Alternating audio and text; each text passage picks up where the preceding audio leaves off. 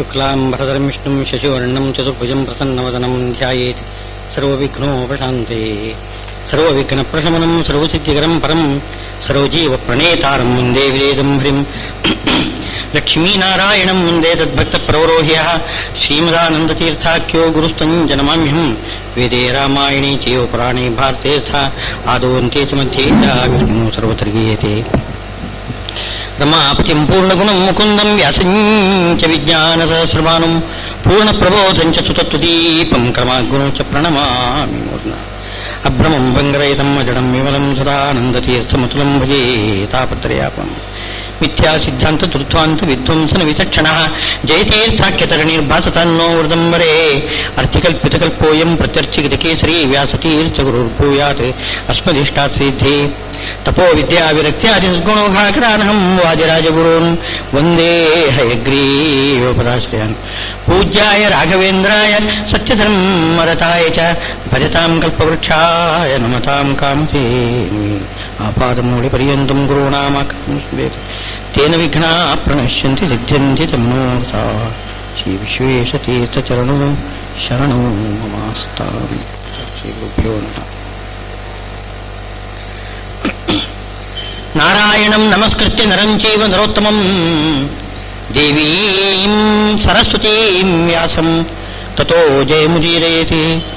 ಧೃತರಾಷ್ಟ್ರೋವಾಚ ಧರ್ಮಕ್ಷೇತ್ರೇ ಕುರುಕ್ಷೇತ್ರೇ ಸಮವೇತಾಯುತ್ಸವಃ ಮಾಮಕಾಃ ಪಾಂಡವಾಶ್ಚೈವ ಕಿಮಕುರುವತ ಸಂಜಯ.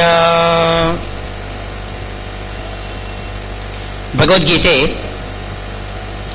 ಮಹಾಭಾರತದಲ್ಲಿ ಸಾರಭೂತವಾಗಿರ್ತಕ್ಕಂಥದ್ದು. ಶಾಸ್ತ್ರೇಷು ಭಾರತಂ ಸಾರಂ. ಎಲ್ಲ ಶಾಸ್ತ್ರಗಳಲ್ಲಿಯೂ ಕೂಡ ಸಾರಭೂತವಾಗಿರ್ತಕ್ಕಂಥದ್ದು ಯಾವುದು? ಮಹಾಭಾರತ. ಶಾಸ್ತ್ರೇಷು ಭಾರತಂ ಸಾರಂ ಅಂತ ಹೇಳ್ತಿದ್ದಾರೆ.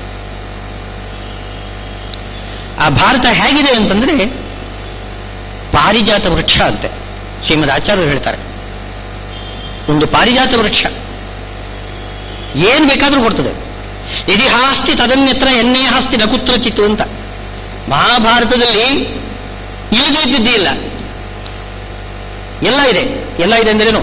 ಧರ್ಮ, ಅರ್ಥ, ಕಾಮ, ಮೋಕ್ಷ, 4 ಪುರುಷಾರ್ಥಗಳ ಬಗ್ಗೆ ವಿವರಣೆ ಸಿಗ್ತದೆ. ಇಲ್ಲದೇ ಇದ್ದದ್ದು ಇಲ್ಲ, ಎಲ್ಲದೂ ಕೂಡ ಇದೆ ಅಲ್ಲಿ. ಆಮೇಲೆ ಭಾಗವತವನ್ನು ರಚನೆ ಮಾಡಿರಲ್ಲ ವೇದವ್ಯಾಸದೇವರು. ಯಾತಕ್ಕೆ ಅಂತಂದ್ರೆ ಮಹಾಭಾರತ ಸ್ವಲ್ಪ ಕಷ್ಟ, ಇನ್ನು ಸುಲಭವಾಗಿ ನಿಮಗೆ ತಿಳಿಸ್ಲಿಕ್ಕೋಸ್ಕರ ಭಾಗವತ ಬರೀತೇನೆ ಅಂತ ಹೊರಟರಂತೆ ಅಷ್ಟೇ. ಮಹಾಭಾರತ ಅದರಲ್ಲೇ ಇರ್ತಕ್ಕಂಥ ಸಾರ ಇನ್ನೆಲ್ಲೂ ಇಲ್ಲ. ಏನಿದ್ರು ಅಲ್ಲೇ ಇರ್ತಕ್ಕಂಥದ್ದನ್ನೇ ಇಲ್ಲಿ ಹೇಳೋದು, ಬೇರೆ ಕಡೆ ಇಲ್ಲ. ಅಂಥ ಪಾರಿಜಾತ ವೃಕ್ಷ ಏನು ಬೇಕಾದರೂ ಕೊಡ್ತಕ್ಕಂಥದ್ದು. ಅಂಥ ಪಾರಿಜಾತ ವೃಕ್ಷದಲ್ಲಿಯೂ ಕೂಡ ಪಾರಿಜಾತದ ಆ ಮಧು ಇದೆಯಲ್ಲ, ಮಕರಂದ, ಅದರ ಸ್ಥಾನದಲ್ಲಿ ಗೀತೆ ಇದೆಯಂತೆ. ಪಾರಿಜಾತ ವೃಕ್ಷದ ಆ ಹೂವಿನ ಮಕರಂದ. ಮರದಲ್ಲಿ, ವೃಕ್ಷದಲ್ಲಿ ಸಾರ ಯಾವುದು? ಹೂ. ಆ ಹೂವಿನಲ್ಲಿ ಮಕರಂದ. ಅದು ಯಾವುದು ಅಂದ್ರೆ ಭಗವದ್ಗೀತೆ. ಮಹಾಭಾರತ ಪಾರಿಜಾತ ಮಧುಭೂತಾಂ ಗೀತಾಂ ಶ್ರೀಮದ್ ಆಚಾರ್ಯರು ಹೇಳ್ತಾ ಇದ್ದಾರೆ.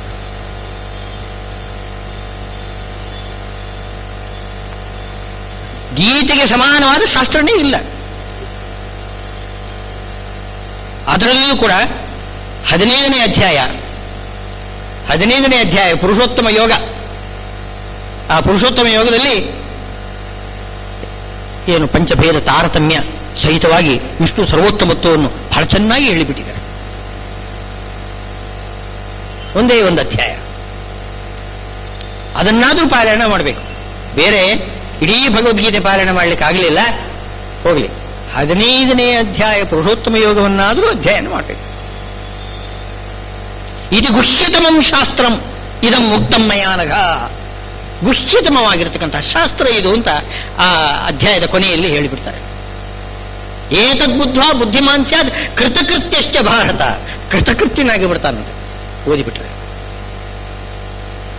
ಅಷ್ಟು ಶ್ರೇಷ್ಠವಾದ್ದು ಭಗವದ್ಗೀತೆ. ಗೀತಾ, ಗಂಗಾಚ, ಗಾಯತ್ರಿ, ಗೋವಿಂದಶ್ಚ ಅಂತ 4 ಗಕಾರ ನಮಗೆ ತಾರಕ ಅಂತೆ. ಒಂದು ಗೀತೆ, ಅದನ್ನು ಅಧ್ಯಯನ ಮಾಡಬೇಕು, ಒಂದು ಶ್ಲೋಕವಾದರೂ ಅಧ್ಯಯನ ಮಾಡಬೇಕು. ಗಂಗಾ ಸ್ನಾನ, ಮನೆಯಲ್ಲಿ ನಿಂತ್ಕೊಂಡಾದ್ರೂ ಕೂಡ ಗಂಗೆ ಗಂಗೆ ಅಂತ ಅಂದ್ಕೊಂಡು ನಾವು ಸ್ನಾನ ಮಾಡಬೇಕಂತೆ. ಗಂಗೆ. ಗಾಯತ್ರಿ, ಗಾಯತ್ರಿ ಜಪ, ಅದು ಇಲ್ಲದೆ ಹೋದರೆ ಅದು ಬ್ರಾಹ್ಮಣ್ಯವೇ ಇಲ್ಲ.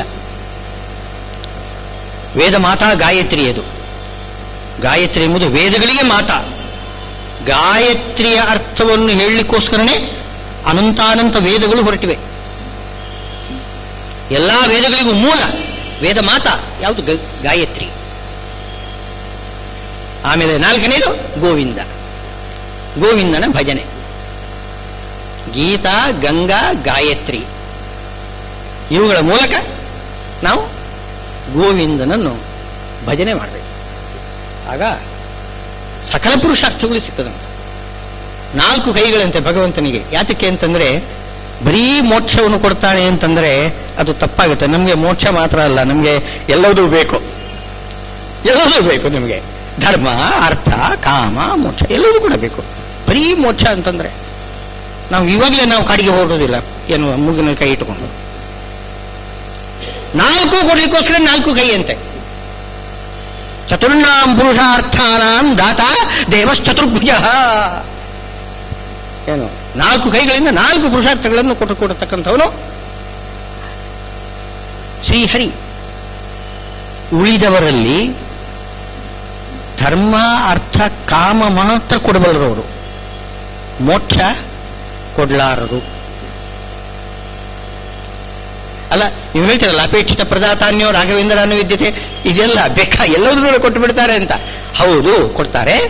ಆದರೆ ಅದು ಕೊಡ್ತಕ್ಕಂಥವ್ರು ಅವರಲ್ಲ, ಅವರ ಒಳಗಡೆ ನಿಂತು ಭಗವಂತನೇ ಕೊಡ್ತಕ್ಕಂಥದ್ದು. ವಿಷ್ಣುವಿಹಿ ದಾತ ಮೋಕ್ಷಸ್ಯ. ಮೋಕ್ಷ ಕೊಡ್ತಕ್ಕಂಥವನು ಯಾರು ಅಂದರೆ ವಿಷ್ಣು. ಆದರೆ ಪೆಚ್ಚುದು ಗುರುದ್ವಾರ ಪ್ರಸಾದಕ. ಗುರುಗಳ ಮೂಲಕ ತನ್ನ ಪ್ರಸಾದ ಅನುಗ್ರಹ ಮಾಡಿಕೊಡ್ತಾನೆ. ಆದ್ದರಿಂದ ನಮಗನ್ಸತೆ ಎಲ್ಲ ಗುರುಗಳು, ನಮಗೆ ಸೋತ್ತಮರು ಗುರುಗಳು, ಏನು ಆದಿಗುರುಗಳು, ಮೂಲ ಗುರುಗಳು, ಎಲ್ಲ ಗುರುಗಳು, ಪೂರ್ವ ಗುರುಗಳು ಎಲ್ಲರೂ ಕೂಡ ನಮಗೆ ಅವರು ಬೇಕು. ಅವರ ಗುರುವಿನ ಗುಲಾಮನಾಗದ ತನಕ ದೊರೆಯದಣ್ಣ ಮುಕ್ತಿ ಅದು ಇದ್ದೇ ಇದೆ. ಆದರೆ ಪರಮಾತ್ಮ ಅದು ಸಂಕಲ್ಪ, ಅದು ಪರಮಾತ್ಮನೇ ಕೊಡೋದು ಸಾಕ್ಷಾತ್ತಾಗಿ. ಇಂಥ ಗಾಯತ್ರಿ, ಇದು ಗಾಯತ್ರಿಯ ಹಾಗೆ, ಗಾಯತ್ರಿ ಹಾಗೆ ಅದು ಗಾಯತ್ರಿ ಎಂಬುದು ಅಪೌರುಷೇಯವಾದ ಗ್ರಂಥದಲ್ಲಿ ಸಾರಭೂತವಾಗಿರ್ತಕ್ಕಂಥದ್ದು. ಅಪೌರುಷೇಯವಾಗಿರ್ತಕ್ಕಂತಹ ಗ್ರಂಥದಲ್ಲಿ ಸಾರಭೂತವಾಗಿರ್ತಕ್ಕಂಥದ್ದು ಗಾಯತ್ರಿ. ಆದರೆ ಪೌರುಷೇಯ ಗ್ರಂಥದಲ್ಲಿ ಸಾರಭೂತವಾದ್ದು ಗೀತೆ. ಇಷ್ಟು ವ್ಯತ್ಯಾಸ ಇದೆ. ಅಲ್ಲಿಯೂ ಕೂಡ ಸ್ವಾರಸ್ಯ. ಶ್ರೀಮದಾಚಾರ್ಯ ಹೇಳ್ತಿದ್ದಾರೆ, ಅಪೌರುಷೇಯವಾದ ವೇದಕ್ಕಿಂತ ಮಹಾಭಾರತ ಶ್ರೇಷ್ಠ ಅಂತ ಹೇಗೆ ಹೇಳ್ತೀರಿ? ವೇದಕ್ಕೆ ವ್ಯಾಖ್ಯಾನವಾಗಿ ಎಲ್ಲ ಪೌರುಷೇಯ ಗ್ರಂಥಗಳು ಹೊರಟಿವೆ ಅಲ್ಲ. ಹಾಗಿದ್ರೆ ವೇದವೇ ಸಾರ ಅಲ್ವೇ? ವೇದದ ವ್ಯಾಖ್ಯಾನ, ಶ್ರುತಿಗೆ ವ್ಯಾಖ್ಯಾನ ಸ್ಮೃತಿ. ಸ್ಮೃತಿ ಅಂದರೆ ಯಾವುದು? ಈ ಪೌರುಷೇಯ ಗ್ರಂಥಗಳು. ಪೌರುಷೇಯ ಗ್ರಂಥ ಅಂದರೆ ಏನು? ಪುರುಷ ನಿರ್ಮಿತವಾದ ಗ್ರಂಥ. ಅಪೌರುಷೇಯ ಅಂತಂದರೆ ಅನಾದಿ, ಅದು ಪುರುಷ ನಿರ್ಮಿತವಾದ ಗ್ರಂಥ ಅಲ್ಲ. ಆ ಗ್ರಂಥಕ್ಕೆ ವ್ಯಾಖ್ಯಾನ ಯಾವುದು? ಪೌರುಷೇಯ ಗ್ರಂಥ. ಹಾಗಿದ್ರೆ ಶಾಸ್ತ್ರೇಶು ಭಾರತಂ ರಮ್ಯಂ ತಂದ್ರಲ್ಲ, ಇದು ಹ್ಯಾಕ್ ಕೂಡ್ತದೆ? ಎಲ್ಲದಕ್ಕಿಂತ ಶ್ರೇಷ್ಠವಾದ ವೇದ ತಾನೇ. ಆನಂತರದಲ್ಲಿ ಮಹಾಭಾರತ ಬರಬೇಕು. ಮಹಾಭಾರತ ಪಂಚಮ ವೇದ, ಅದು ಮೊದಲ ವೇದ ಅಲ್ವಲ್ಲ. ಮೊದಲ ವೇದ ಋಗ್ವೇದ, ಯಜುರ್ವೇದ, ಸಾಮವೇದ, ಅಥರ್ವವೇದ. ಆಮೇಲೆ 5ನೇ ವೇದ ಯಾವುದು ಅಂದರೆ ಮಹಾಭಾರತ, ಪಂಚಮ ವೇದ ಅಂತ ಹೇಳಿದ್ದಾರೆ. ವೇದಕ್ಕಿಂತ ಶ್ರೇಷ್ಠ ಮಹಾಭಾರತ ಹೇಗಾಗ್ತದೆ ಅಂತನ್ನೋದು ಪ್ರಶ್ನೆ ಬರ್ತದೆ. ಅದಕ್ಕೆ ಶ್ರೀಮದಾಚಾರ್ಯರು ಹೇಳ್ತಾರೆ, ವೇದದಲ್ಲಿ ಏನು ಹೇಳಿದೆ ಅದರಲ್ಲಿ ಹೇಳದೇ ಇದ್ದದ್ದು ಏನಿಲ್ಲ.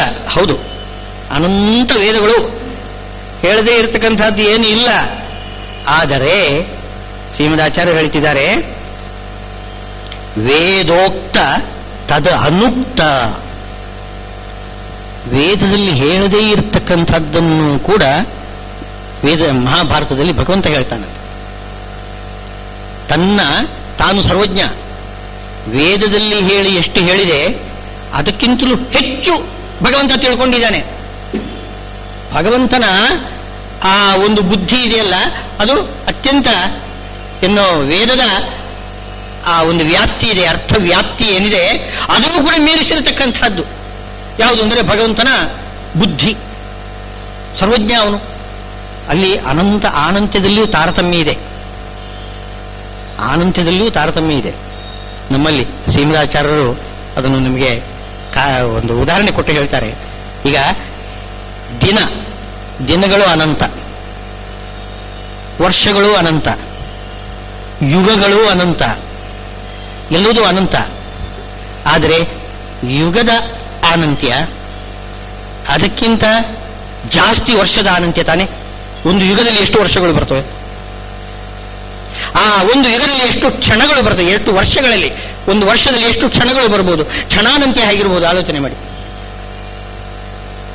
ಹೋಲಿಸಿ ನೋಡಿದರೆ ಯುಗದ ಅನಂತ್ಯ, ವರ್ಷದ ಅನಂತ್ಯ, ಕ್ಷಣಗಳ ಅನಂತ್ಯ, ಇದನ್ನೆಲ್ಲ ಹೋಲಿಸಿ ನೋಡಿದರೆ ಕ್ಷಣಗಳ ಅನಂತ್ಯ ಅದನ್ನು ಕಲ್ಪನೆ ಮಾಡಲಿಕ್ಕೆ ಸಾಧ್ಯವಿಲ್ಲ. ಯಾವುದೇ ಯುಗಗಳ ಅನಂತ್ಯವನ್ನು ಕಲ್ಪನೆ ಮಾಡಲಿಕ್ಕೆ ಬರೋದಿಲ್ಲ, ಅದು ಬೇರೆ ವಿಷಯ. ಆದರೂ ಕೂಡ ಅದಕ್ಕಿಂತ ಹೆಚ್ಚು ತಾನೆ ಕ್ಷಣಗಳ ಅನಂತ್ಯ. ಅಂತೂ ಅನಂತದಲ್ಲಿಯೂ ಕೂಡ ತಾರತಮ್ಯ ಇದೆ. ಹೊಸ ಹೊಸ ವಿಷಯಗಳು ಶ್ರೀಮದಾಚಾರ್ಯರು ಹೇಳ್ತಾರೆ. ಇನ್ನು ಇದೆಲ್ಲ ಬೇರೆ ಸಿಗುವುದಿಲ್ಲ, ಬೇರೆ ಕಡೆ ಸಿಗುವುದಿಲ್ಲ. ಹಾಗೆ ಅನಂತ, ಪರಮಾತ್ಮನ ಬುದ್ಧಿ ಅನಂತ. ಸರ್ವಜ್ಞರು, ಶ್ರೀಮದಾಚಾರ್ಯರು ಸರ್ವಜ್ಞರು, ಮಹಾಲಕ್ಷ್ಮೀ ದೇವಿಯವರು ಅದಕ್ಕಿಂತಲೂ ಕೋಟಿ ಗುಣದಿಂದ ಅಧಿಕ ಸರ್ವಜ್ಞರವರು. ಮಹಾಲಕ್ಷ್ಮೀ ದೇವಿಯರಿಗಿಂತ ಅನಂತ ಗುಣ ಅಧಿಕ. ಅನಂತ್ಯ ಯಾವುದು ಪರಮಾತ್ಮನದು. ಆದರೆ ಎಲ್ಲದೂ ಅನಂತ. ವಾಯುದೇವರ ಬುದ್ಧಿಯೂ ಕೂಡ ಅನಂತನೇ. ದಶಮತಿ ಅಂತಲೇ ಅವರ ಹೆಸರು. ದಶ ಐತಿ ಸರ್ವಮುದ್ದಿಷ್ಟ ಅಂತ. ದಶ ಅಂದರೆ ಸರ್ವ, ಅನಂತ ಅಂತರ್ಥ. ದಶಮತಿಗಳು ಅವರೇ ಅನಂತಮತಿಗಳು ಅಂತಲೇ, ಅನಂತಮತಿ ಅಂತಲೇ ಹೇಳ್ತಾರೆ ಪರಮಾತ್ಮನ ವಾಯುದೇವರನ್ನು, ಶ್ರೀಮದ್ ಆಚಾರ್ಯರನ್ನು. ಅವರೇ ಅನಂತಮತಿಗಳು. ಅವರಿಗಿಂತ ಜಾಸ್ತಿ ಮಹಾಲಕ್ಷ್ಮೀ ದೇವಿಯರು, ಅವರಿಗಿಂತ ಜಾಸ್ತಿ ಪರಮಾತ್ಮ. ಅಲ್ಲಿ ತಾರತಮ್ಯ ಇದೆ ನೋಡಿ. ನಾವು ಹೇಳ್ಬೋದೇ ವಾಯುದೇವರಿಗೆ ಗೊತ್ತಿಲ್ಲದಿದ್ದ ವಿಷಯ ಇದೆ ಅಂತ. ಇಲ್ಲ, ಗೊತ್ತಿಲ್ಲದಿದ್ದ ವಿಷಯ ಇಲ್ಲ. ಅವರು ಅನಂತ ಅವರನ್ನು ತಿಳ್ಕೊಂಡಿದ್ದಾರೆ. ಆದರೂ ಕೂಡ ಅವರಿಗಿಂತ ಹೆಚ್ಚು ಮಹಾಲಕ್ಷ್ಮೀ ದೇವಿ ತಿಳಿದಿದ್ದಾರೆ, ಅವರಿಗಿಂತ ಹೆಚ್ಚು ಪರಮಾತ್ಮ ತಿಳಿದಿದ್ದಾನೆ. ಹಾಗೆ ಪರಮಾತ್ಮನ ಆ ಬುದ್ಧಿಯಲ್ಲಿ ಏನು ಸರ್ವಜ್ಞತೆ ಇದೆಯಲ್ಲ, ಅದರ ಒಂದು ವಿಷಯ ವ್ಯಾಪ್ತಿ ಎಷ್ಟಿದೆ, ಅದು ಮಹಾಭಾರತಕ್ಕಿಂತಲೂ, ಅದು ವೇದದ ಅರ್ಥ ವಿಸ್ತಾರಕ್ಕಿಂತಲೂ ಕೂಡ ಅಧಿಕವಾಗಿರತಕ್ಕಂಥದ್ದು ಪರಮಾತ್ಮನ ಬುದ್ಧಿಯಲ್ಲಿ ಇರತಕ್ಕಂಥ ಆ ಒಂದು ಅರ್ಥದ ವಿಸ್ತಾರ, ಅದು ಇನ್ನೂ ಜಾಸ್ತಿ. ಆದ್ದರಿಂದ ವೇದೋಕ್ತ ಮಾತ್ರವಲ್ಲದೆ ತದ ಅನುಕ್ತವಾಗಿರತಕ್ಕಂಥ ಸರ್ವ ವಿಷಯಕವಾದ ಬುದ್ಧಿ ಏನಿಲ್ಲ, ಆ ಬುದ್ಧಿಯಲ್ಲಿ ಮಾತ್ರ ಕಂಡಿರತಕ್ಕಂತಹ ಕೆಲವು ವಿಷಯಗಳನ್ನು ಮಹಾಭಾರತದಲ್ಲಿ ಹೇಳಿದ್ದಾರಂತ ವೇದವ್ಯಾಸರು. ಆದ್ದರಿಂದ ಮಹಾಭಾರತ ಶ್ರೇಷ್ಠ, ವೇದಕ್ಕಿಂತಲೂ ಮಹಾಭಾರತ ಶ್ರೇಷ್ಠ. ಅಂಥ ಮಹಾಭಾರತದಲ್ಲಿ ಸಾರಭೂತವಾಗಿರ್ತಕ್ಕಂಥದ್ದು ನೋಡಿ ಯಾವುದು ಭಗವದ್ಗೀತೆ ಅಂತಂದರೆ, ಅದರ ಮಹಿಮೆಯನ್ನು ನಮಗೆ ಹೇಳಲಿಕ್ಕೆ ಸಾಧ್ಯವಿಲ್ಲ. ಆದರೆ ಈ ಭಗವದ್ಗೀತೆಯನ್ನು ಕೇಳಿದವರು ಶ್ರೋತೃಗಳು ಎಷ್ಟು ಜನ ಅಂತ ಈ ಪ್ರಶ್ನೆ ಬಂತಲ್ಲ. ಹೌದು, ಆ 18 ಅಕ್ಷೋಹಿಣಿ ಸೈನ್ಯ ಇತ್ತು ನೋಡಿ. 11 ಅಕ್ಷೋಹಿಣಿ ಯಾರು ಇವರು ಕೌರವರ ಸೈನ್ಯ, 7 ಅಕ್ಷೋಹಿಣಿ ಪಾಂಡವರ ಸೈನ್ಯ. 18 ಅಕ್ಷೋಹಿಣಿ ಸೈನ್ಯದಲ್ಲಿ ಒಬ್ಬನೇ ಒಬ್ಬ ಅರ್ಜುನ ಭಗವದ್ಗೀತೆ ಶ್ರವಣ ಮಾಡಿದ. ಉಳಿದವರು ಇಲ್ಲ, ಅವರು ಸುಮ್ಮನೆ ಎಷ್ಟೊತ್ತಿಗೆ ಶಂಖನಾದ ಆಗ್ತದೆ ಅಂತ ಕಾಯ್ತಾ ಇದ್ದಾರೆ. ಯುದ್ಧಕ್ಕೆ ಶಂಖನಾದ ಆಗಬೇಕು, ಅವ್ರಿಗೋಸ್ಕರ ಕಾದಿದ್ದಾರೆ. ಒಬ್ಬನೇ ಒಬ್ಬ ಶ್ರವಣ ಮಾಡಿದ ನೋಡಿ. ಸರಿ, ಆಮೇಲಾದರೂ ಕೂಡ ಅಲ್ಲಿ ಅರಮನೆಯಲ್ಲಿ ಕುಳಿತುಕೊಂಡು ಧೃತರಾಷ್ಟ್ರ ಒಬ್ಬನೇ ಕುಳಿತುಕೊಂಡು ಸಂಜಯನಿಂದ ಉಪದೇಶ ಪಡೆದಿದ್ದಾನೆ 2ನೇ ಬಾರಿ. ಅಲ್ಲಿ ಭಗವದ್ಗೀತೆಯನ್ನು ಶ್ರೀಕೃಷ್ಣ ಅರ್ಜುನನಿಗೆ ಉಪದೇಶ ಮಾಡಿದ್ದನ್ನು ಸಂಜಯ ಕೇಳಿಬಿಟ್ಟು ಧೃತರಾಷ್ಟ್ರನಿಗೆ ಉಪದೇಶ ಮಾಡ್ತಾನೆ. ಜಿಜ್ಞಾಸುಗಳು ಯಾವತ್ತೂ ಕೂಡ ಕಡಿಮೆ. ಎಲ್ಲರನ್ನೂ ಕರೆದು ಕರೆದು ಉಪದೇಶ ಕೊಡ್ತಕ್ಕಂಥದ್ದಲ್ಲ ಇದು.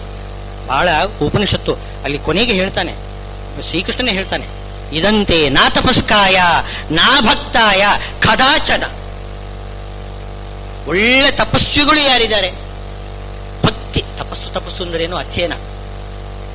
ಅಧ್ಯಯನವನ್ನೇ ತಪಸ್ಸು ಅಂತ ಹೇಳ್ತಾರೆ. ತದ್ದಿ ತಪಸ್ತದ್ದಿ ತಪಃ ಅಂತ. ಅಧ್ಯಯನವೇ ಮುಖ್ಯವಾಗಿ ಶ್ರವಣ ಮನನ ನಿಧಿಧ್ಯಾಸನ, ಅದೇ ನಿಜವಾದ ತಪಸ್ಸು. ಆ ತಪಸ್ಸು ಮಾಡತಕ್ಕಂಥವರಿಗೆ ಮಾತ್ರ ಉಪದೇಶ ಮಾಡಬೇಕು, ಉಳಿದವರಿಗೆ ಉಪದೇಶ ಮಾಡಕೂಡುದು ಅಂತ ಸ್ಪಷ್ಟ ಭಗವಂತನೇ ಹೇಳ್ತಾ ಇದ್ದಾನೆ. ಇದಂತೆ ನಾ ತಪಸ್ಕಾಯ ನ ಅತಪಸ್ಕಾಯ ನ ಅಭಕ್ತಾಯ. ಭಕ್ತಿ ಎಂಬುದು ಮೊದಲಿಗೆ ಅದು ಏನು ಹೇಳ್ತಾರಲ್ಲ, ಮಿನಿಮಮ್ ಕ್ವಾಲಿಫಿಕೇಶನ್ ಅಂತ. ಅದು ಇಲ್ಲದೆ ಹೋದ್ರೆ ಸಾಧ್ಯವೇ ಇಲ್ಲ, ಉಪದೇಶಕ್ಕೆ ಅರ್ಹನೇ ಅಲ್ಲ. ಭಕ್ತಿ ಬೇಕೇ ಬೇಕು.